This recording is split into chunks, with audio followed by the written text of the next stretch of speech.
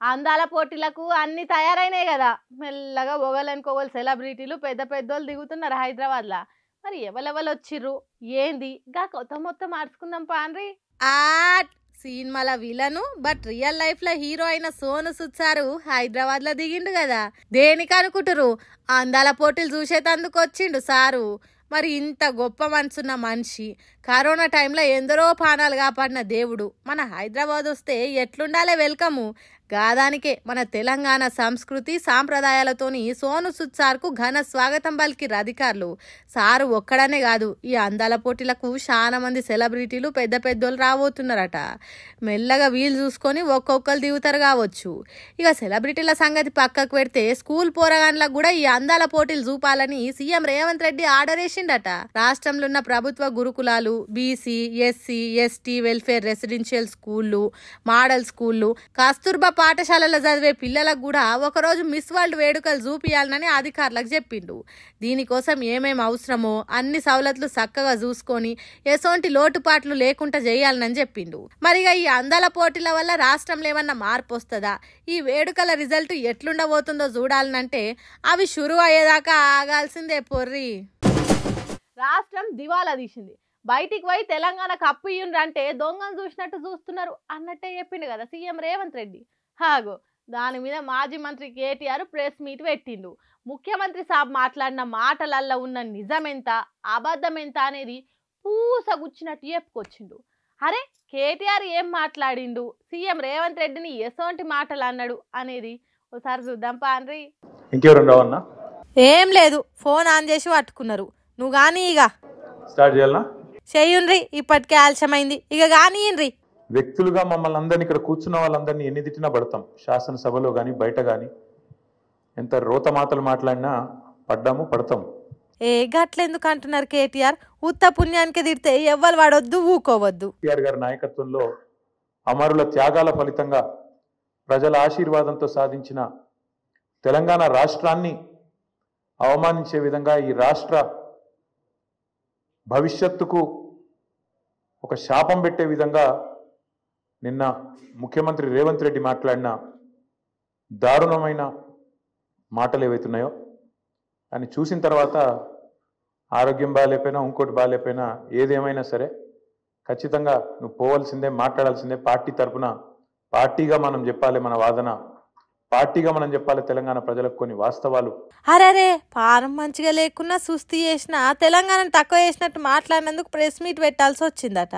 సరే ఇక అస్సలు ముచ్చటకొస్తే నిన్న రేవంత్ రెడ్డి గారు మాట్లాడిన మాటలు చూస్తే స్వతంత్ర భారతదేశ చరిత్రలోనే అత్యంత అసమర్థుడు, ఒక చేతగానివాడు, ఒక పనికిరాని దక్షత లేని పాలకుడు ఇంకొకరు లేరు ఈ దేశంలో అనేది మాత్రం తేలిపోయింది. అట్లాగే ఇంకోటి కూడా తేలిపోయింది.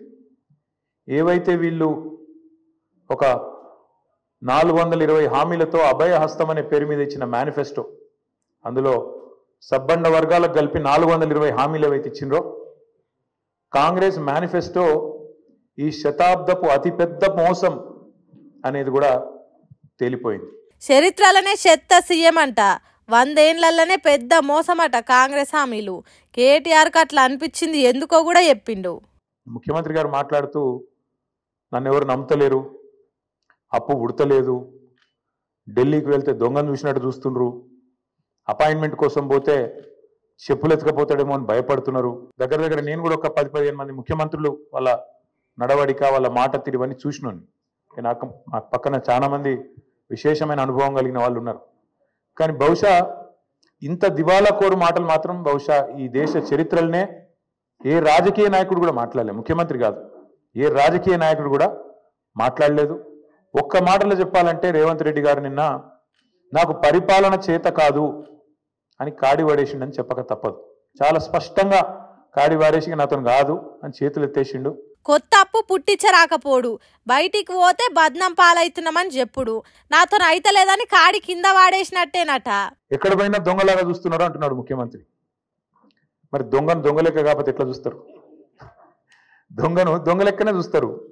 నోట్ల కట్టలతో దొరికిపోయిన దొంగను ఖచ్చితంగా దొంగనే అంటారు, దొంగనే చూస్తారు. ఒక విశ్వసనీయత లేని ఓటుకు నోటు దొంగను కాంగ్రెస్ అనే ఒక ఎర్రి పార్టీ గుడ్డిగా నమ్మి సీఎం చేసింది కానీ ఖచ్చితంగా దేశంలో మిగతా వాళ్ళు మాత్రం నమ్ముతలేరు. హాగో అట్లున్నదట సీఎం రేవంత్ రెడ్డి పరిస్థితి. అందుకే నేను అంటున్నా, తప్పు చేసింది రాహుల్ గాంధీ, తప్పు చేసింది ఏఐసిసి, దొంగ చేతికి తాళం ఇచ్చి ఇవాళ తెలంగాణ చేతికి చిప్పవచ్చే పరిస్థితి చేసింది ఖచ్చితంగా ఆల్ ఇండియా కాంగ్రెస్ కమిటీ, ముఖ్యంగా దానికి బాధ్యుడు లీడర్ ఆఫ్ ఆపోజిషన్ గా ఉన్న రాహుల్ గాంధీ గారు అని చెప్పి నేను చెప్తా ఉన్నా. అంటే రేవంత్ రెడ్డిని కాంగ్రెస్ పార్టీకి అధ్యక్షుని చేయకపోతే, ఒకవేళ చేసిన తెలంగాణ రాష్ట్రానికి ముఖ్యమంత్రిని చేయకపోతే ఇప్పుడు ఇట్లుండకపోవు తెలంగాణ పరిస్థితి అన్నట్టు చెప్తున్నాడు కేటీఆర్. సరే అవన్నీ గడిచిన ముచ్చట్లు కానీ ఇంతకు రేవంత్ రెడ్డి అట్లా ఎందుకు మాట్లాడినట్టు అని అంటే, అధికారంలోకి వస్తామని వాళ్ళు అనుకోలేదు, అడ్డగోలుగా హామీలు ఇచ్చిండ్రు, నోటికొచ్చిన చెత్తవాగుడంతా వాగిండ్రు, ఎవరేం చెప్తుంది రాసుకుంటా వేయిండ్రు మేనిఫెస్టో అనుకుంటా. ఇవాళ ఏం చేయాలనో తెలుస్తలేదు, వచ్చినాక మొత్తం నాశనం చేసిండ్రు. అట్లాంటి పరిస్థితి వచ్చింది కాబట్టి ఇవాళ కేవలం తప్పించుకోవడానికి, కేవలం ప్రజలను ఇక మాత్రం కాదు తప్పించుకోవడానికి మార్గాలు వెతుకుతూ, దొంగతనం చేసినాక దొంగ పారిపోయేటప్పుడు ఎట్లయితే మార్గాలు వెతుకుతాడో ఆ పద్ధతుల్లో రేవంత్ రెడ్డి గారు ఇవాళ మాట్లాడుతున్నట్టుగా ఆయన ఫ్రస్ట్రేషన్ చూస్తుంటే కనబడతా ఉన్నది. ఇచ్చిన హామీలు ఎగ్గొట్టేతానికే ఇట్లా మాట్లాడుతున్నాడట రేవంత్ రెడ్డి. అందుకే అప్పు ఉడతలేదు, తిప్పలు అవుతున్నది, ఓడ్చుకోవాలి సర్దుకోవాలనే మాటలు ఉద్యోగ సంఘాలకు చెప్తున్నాడట. ఏం అడుగుతుండ్రు ఇవాళ ఉద్యోగులు? మీరు చెప్పిందే అడుగుతుండ్రు కదా, గొంతమ్మ కోరికలు ఏమైనా కోరిండ్రా? పిఆర్సీ వేస్తామన్నారు, ఏది అని అడుగుతుండ్రు, డిఏలు ఏవి అని అడుగుతున్నారు. కానీ ఇవాళ మీరు మాట్లాడే మాట ప్రజల ముందు ఉద్యోగులను విలన్లుగా చిత్రీకరించే ఒక చిల్లర కుట్ర. ఉద్యోగులకు ఇయ్యాల్సినే చెప్పినా హామీలు ఇయ్యాల్సి వస్తుందని ఉద్దర మాటలు మాట్లాడిండు సీఎం అన్నట్టు చెప్తున్నాడు. ముఖ్యమంత్రి గారు చేస్తున్నారో వారిని వాళ్ళ తెలంగాణ ఉద్యోగుల తరపున మేము అడుగుతున్నాం. భారత రాష్ట్ర సమితిగా అందాల పోటీలకు 250 కోట్లు ఉన్నాయి, కానీ పెన్షన్ రిటైర్ అయిన వాళ్లకు మీకు పెన్షన్ ఇస్తుంది కానీ రిటైర్ అయిన వాళ్ళకు రిటైర్మెంట్ బెనిఫిట్స్ ఇస్తుంది కానీ పైసలు లేవా? ఇదేనండి ప్రభుత్వం. ప్రపంచ సుందరుల అందాలు చూసేటానికి ఆర్టీసీ కార్మికుల కష్టాలు కనబడకుండా దాచిపెట్టే ఉపాయం చేస్తున్నావా అన్నట్టు ఎత్తి ఒడిచినట్టు మాట్లాడిండు. నన్ను కోసుకొని తింటారా అంటుండు ముఖ్యమంత్రి. నన్ను కోసుకొని వండుకొని తింటారా? ఇది ఒక ముఖ్యమంత్రి ప్రభుత్వ ఉద్యోగులను ఉద్దేశించి మాట్లాడిన మాట. అయ్యా ముఖ్యమంత్రి గారు, నిన్ను కోసుకొని తినేంత పిచ్చోడెవడు లేడు. నువ్వే నీ తలమాసిన విధానాలతో రాష్ట్రాన్ని కాల్చుక తింటున్నావు, రాష్ట్రాన్ని సంవత్సరంన్నర రాచి రంపాన పెడుతున్నావు నువ్వు. హాగో అట్లా చేస్తున్నాడట రేవంత్ రెడ్డి. ఉన్నది గింత, ఖర్చు అయ్యేది గింత, ఇంకింత కావాలంటే ఏడికి పోవాలి మీరే చెప్పుండ్రి అని అన్నాడు కదా. హాగో దాని మీద ఇట్లా మాట్లాడిండు కేటీఆర్. మేమనేది ఏ ముఖ్యమంత్రి కూడా భారతదేశ చరిత్రలో ఈ 78 ఏళ్లలో తాను పరిపాలిస్తున్న రాష్ట్రానికి నీ శాపాలు పెట్టినోడైతే వాడు లేడు. ఎయిడ్స్ పేషెంట్ అంటివి, క్యాన్సర్ పేషెంట్ అంటివి, ఆఖరికి నిన్న దివాలా తీసింది మనకు అప్పు ఉడతలేదు అని చెప్పి అట్లా మాట్లాడుతీవి.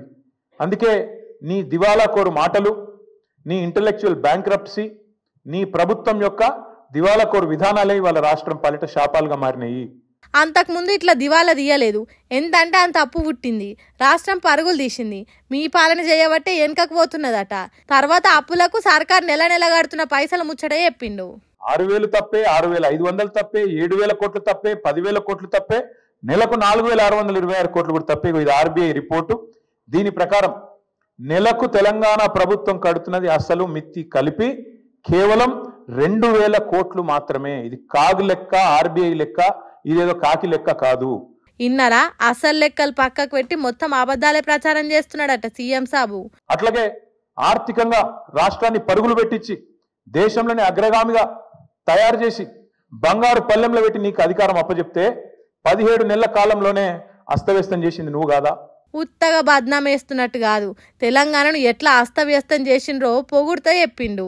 రియల్ ఎస్టేట్ పడిపోయింది, రిజిస్ట్రేషన్లు తగ్గినాయి, జీఎస్టీ వసూలు ఆగమైనాయి అన్నట్టు వరుస పెట్టి చెప్పిండు. ఒకవేళ రాష్ట్రం పరిస్థితి మంచిగా లేకుంటే ఏం చేయాలి, దాన్ని చక్కదిద్దేతందుకు ఏమేం చేయాలనో ఆలోచన చేయాలి కదా పెద్ద మనసుతోని. ఆగో అది రేవంత్ రెడ్డి చేస్తలేడట. ఎందుకు జరుగుతున్నది ఇది? ఒక కుటుంబ పెద్ద నిజంగా మన ఇంట్లో సమస్య ఉంటే కూడా కడుపులో పెట్టుకుంటాడు, కాపాడుకుంటాడు, 4 గోడల మధ్యలో మాట్లాడుకుంటారు. కానీ బజార్లో పడి మా రాష్ట్రం దివాలా తీసింది, మా రాష్ట్రం సంకనాకిపోయింది, మా రాష్ట్రం పూర్తిగా ఎయిడ్స్ పేషెంట్, క్యాన్సర్ పేషెంట్ అని ఎవడన్నా మాట్లాడతాడా? This is the intellectual bankruptcy of Congress party. That's why I said the state of Telangana is not bankrupt. ఇట్లా మాట్లాడు తెలివి తక్కువతనం, అంతేగాని తెలంగాణ విలువ తక్కువ కాదట. ఇట్లా కూడా మాట్లాడచ్చు అని ఢిల్లీకి పోతే అపాయింట్మెంట్లు ఇస్తలేరు, చెప్పులు ఎత్తుకపోతారేమో అని చెప్పి కలుస్తలేరు అన్నాడు. అమ్మతోడు చెప్తున్నా ఈ మాట, నేను ఎవరు చెప్పులు ఎత్తుకపోతారట. అరే చెప్పులు ఎత్తుకపోయేటోళ్ళు వేరే పార్టీలు ఉన్నారు ఇక్కడ, అది వాళ్ళ కథ వేరు. చెప్పులు ఎత్తుకపోవడం నాకు అర్థం కాదు. ఢిల్లీకి పోతే అపాయింట్మెంట్లు ఇస్తలేరు, ఎవరు ఇస్తలేరు? రాహుల్ గాంధీ ఇస్తలేడు, వరకు కరెక్టే, నీకు ఇయర్ కూడా ఎట్లా ఇస్తారు? నీకు తెలిసిపోయింది నీ కథ అంతా. అందులోనట ఈయన ఎకానమీ క్లాస్లో పోతుండట. బా ఫోటోలు మొత్తం బయట పెడతాం, ప్రైవేట్ ఫ్లైట్లు, బిజినెస్ క్లాసులు, మీ ట్రిప్పులు మొత్తం ఫోటోలు బయట పెడతాం, సోషల్ మీడియాలో ఇప్పటికీ తిరుగుతున్నాయి, మళ్ళీ పెడతాం. అరే గింత అన్యాయం మాటలు మాట్లాడతారు. 43 సార్లు ఢిల్లీకి పోతివి, 43 పైసలు లేకపోతివి, ఏముంటుంది ఇజ్జత్ నీకు ఢిల్లీ మార్కెట్లో? వీడు ఊకొత్తాడు పోతాడు, ఎందుకు ఇవ్వాలి మీకు అపాయింట్మెంట్? ఇస్తలేరు, ఏం చేయాలి మరి? నువ్వు మూటలు మోసేందుకు వస్తున్నావు ఢిల్లీకి, రాహుల్ గాంధీకి మూటలు ఇస్తేందుకు వస్తున్నావు, మొదలు మర్యాద ఉంటుంది, ఇక ఆఖరికి దొంగలక్కనే చూస్తారు. ఈ ముచ్చటిట్లుంటే తెలంగాణ ఆదాయం పెరుగుతలేదా అంటున్నారు, కానీ అనుముల కుటుంబ ఆస్తులు ఎందుకు పెరుగుతున్నాయని ప్రశ్నించిండు. ముఖ్యమంత్రి అయిన 6 నెలల లోపలనే మీ అన్న అనుముల జగదీశ్వర్ రెడ్డి గారు 1000 కోట్ల పెట్టుబడి పెడతా అని మీతో ఒప్పందం కుదుర్చుకుంటాడు. స్వచ్ఛ బయో అనే కంపెనీ వస్తుంది, 1000 కోట్ల పెట్టుబడి పెడతాను ఆయన ముంగట్టుకొస్తాడు. మీ అల్లుడు వెంకట నరసింహారెడ్డి అనుకుంటా ఆయన పేరు, ఇంకేదో ఉన్నది పేరు, ఆయన కొన్ని వేల కోట్లతోని ఫార్మా కంపెనీ పెడతా అని చెప్పి లగచర్లకు వస్తాడు. దానికోసం నువ్వు మళ్ళీ అక్కడ మీ కొడంగల్లో రైతుల భూములు గుంజుకుంటావు. ఎక్కడికి వెళ్ళి వచ్చినాయి 1000 కోట్లు మీ అన్నకు, మీ అల్లుడికి? ఇగో గిట్లా మొత్తం 45 నిమిషాలకు ఎక్కువ మాట్లాడిండు కేటీఆర్. రేవంత్ రెడ్డి మాట్లాడిన ప్రతి మాటకు వల్లిచ్చుకుంటా ఒక్కొక్క మాట ఎత్తి ఒడిచినట్టు మాట్లాడుకుంటా సర్కార్ ఇజ్జత్ తీసినంత పనిచేసిండు కేటీఆర్. ఇక మరి దీని మీద సర్కారు ఏ తీరులో రియాక్ట్ అవుతుందో ముందు చూడాలి.